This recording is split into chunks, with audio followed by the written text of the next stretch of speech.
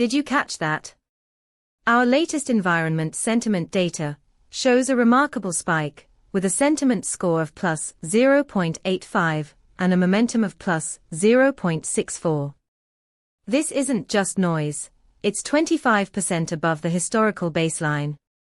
Such a significant increase indicates a strong collective positivity around environmental initiatives right now, which often correlates with funding opportunities and policy shifts.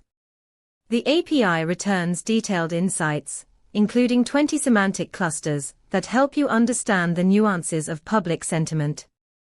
Imagine building a dashboard that alerts you to these shifts in sentiment, allowing you to react faster than your competitors. You could leverage this data to inform investment strategies or guide product development in sustainability. Ready to dive in?